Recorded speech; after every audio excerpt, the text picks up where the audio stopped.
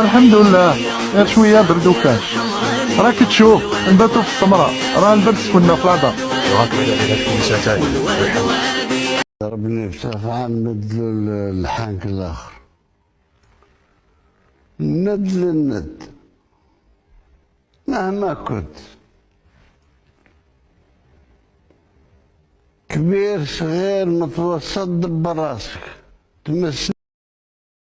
الحباب ديالي انا كيسالي معايا غير هذا الطبسيل ديال الحلوى، الطبسيل ديال الحلوى باتيسري ديال 2 دراهم في المغرب مازال كنعقل عليها زعما تبهديله. المهم الحباب ديالنا الجمعه مباركه، الله يدخل عليكم بالصحه والسلامه. تحيه لجميع المغاربه اينما حلوا وارتحلوا داخل المملكه المغربيه الشريفه او خارجها. الحباب ديالنا ما تنساوناش من اللايكات ديالكم باش اننا نحركوا هذه القناه، لاننا مده ما بقيناش كنحطوا فيها. لازم اننا خصنا ان شاء الله بالتشجيع ديالكم نرجعوا لها التفاعل. اخواني اخواتي غادي نبداو الفيديو ديالنا بعده محاور. غادي نبداو على بركه الله. المحور الاول: ضابط جزائري سابق كيزور المغرب ويبكي، كيقول انني رايت ما جعلني ابكي على حال الجزائر. ماشي قال لك حقد على المغرب، بل حزنا على بلدي على الرغم من ثرواتها الهائله الا انها تصعد نحو الاسفل. انشر الضابط الجزائري سابقا والمعارض للنظام العسكر انور مالك الذي يقوم بزياره للمغرب خلال هذه الايام، مشى اخواني اخواتي حط صور من مدينه طنجه وكيشيد بالاوضاع الجيده اللي كيشهدها المغرب على العكس ما تروج له الابواق الاعلاميه للنظام الكبرنات بالجزائر. ونشر انور مالك صوره على حسابه باليوتيوب مرفوقه بواحد التعليق تيقول: صوره ماشي في دولة أوروبية ولا حتى في أمريكا أو الخليج العربي، بل من طنجة المغربية بعد رحلة رائعة من القطار السريع. وأضاف: المغرب غير ما تحاول بعض الأطراف تصويره أو تشويهه، خاصة من الأبواق النظام العسكري الفاشل والفاشي والفاسد والجاحد والحاقد.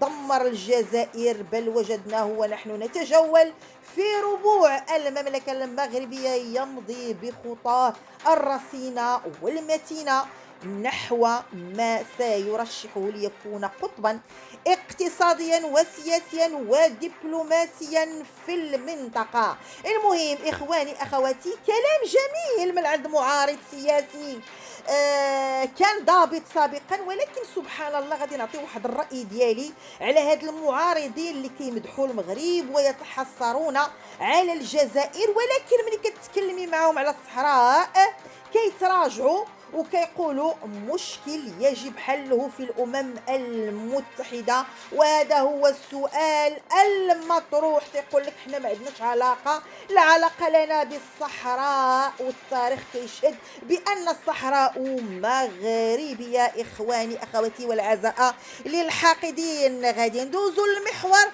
الثاني وهو مهم إخواني أخواتي ومهم جدا. انطلقت هذا الصباح هذا في التندوف إخواني أخواتي عمليات التصويت لانتخاب ما يسمى الأمين العام لجبهة البوليخاريو، وسط واحد المنافسة شديدة اللي انحصرت ما بين البشير مصطفى السيد والزعيم اللي انتهت الصلاحية ديالو إبراهيم الرخيص. وذكرت مصادر من الجزائر بأن إبراهيم الرخيص كيحاول بشتى الطرق السيطرة على هذه العملية ديال التصويت، وانتم عارفين بالمباركة ديال النظام العسكر، وذلك بالدفع بواحد العدد من البلطجيه المقربين. البلطجيه هما كيحطوهم فين ما بغاو، في الملاعب، في اي مكان كيوجدوا البلطجيه ديالهم اللي كتطبل النظام الرخيص والخسيس، وكيستغلوا بذلك جميع الوسائل الغير الشرعيه باش يحظى هذا الاخير بالاجماع من طرف المؤتمرين.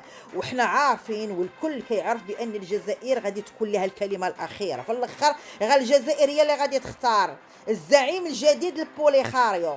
وذلك بعد الانتهاء من هذه المسرحيات ديال التصويت اللي كيسميوها الامين العام للجبهه الجديده.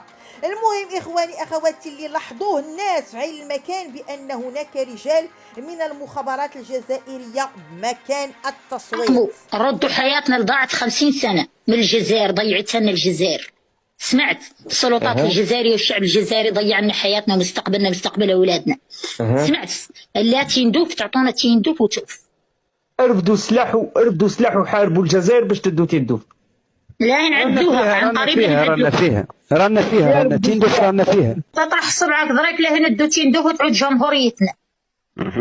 مع درار وثم الراس. قطع صبعك ضريك ياك انت طلعت تبون وطلعت اسمع انت جاي عندنا مجاهدين من تيم ميمون وتيقرارين عين الصفراء سير الحس الصباط الحس البروتكال. هذا هو مستواكم. كيقولوا لهم يا الجزائري دير صبعك رانا خدينا تندوف. دير صبعك صافي تندوف طلعت نتاعنا. والله يحرق فوين بيك ويحرق فوين بي الكرغولي قالها لبيك. انتوما جبتونا توما يا الحمر توما قول جدك بخروبه قول جدك بخروبه. احنا نشربوا الحليب وانتم تشربوا الماء والطباشير.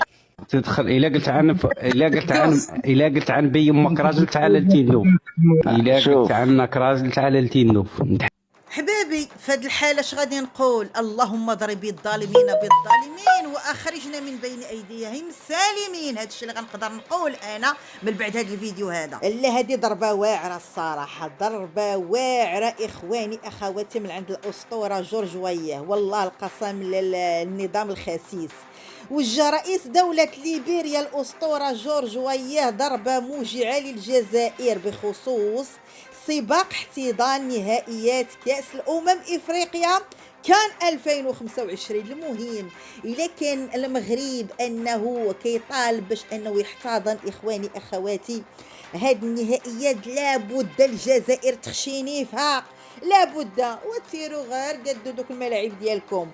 المهم هذا التنافس او ما بين المغرب كينافس بقوة على احتضانها بالنظر إلى المؤهلات اللي كتوفر عليها المملكة المغربية الشريفة. وأكد جورج وياه دعم بلاده للملف المغربي المتعلق بتنظيم كأس إفريقيا لسنة 2020، وكذب بذلك تصريحات ديال هاد الابواق المستاجره ما ادعته الجزائر بكون الاسطوره وياه يدعم بلاد العسكر من اجل احتضان كان 2025، في حين اعلن الزعيم الليبيري عن دعمه الكامل والقوي للملف المغربي على غيره من الملفات. تم المعلم وزاد طعنهم، قال بان المغرب جلب فخرا كبيرا لافريقيا في نهاية كاس العالم في قطر، وعلى هذا النحو يجب على افريقيا تكريمه بحق استضافة كأس الأمم 2025. وأضاف الرئيس وياه أنه بدأ بالفعل حملة من أجل المغرب مع أصحاب المصلحة في كرة القدم في جميع أنحاء القارة السمراء. وجورج وياه لاعب كرة قدم ليبيري حقق شهرة عالمية واسعة. آخر الخبر وعلى السر إخواني أخواتي، بيبي مان الشنقريحة غادي يزور فرنسا بعد 17 عام ما زارهاش، يعني كانت آخر زيارة في 2006 كانت لأحمد قايد صالح. أما بالنسبة لبيبي مان هذه زيارة بعد 17 سنة. غادي نعطيوكم آخر المستجدات إخواني أخواتي. أعجبكم الفيديو جمجموا ولا تخمموا، وإلى الفيديو المقبل إن شاء الله، مع السلامة.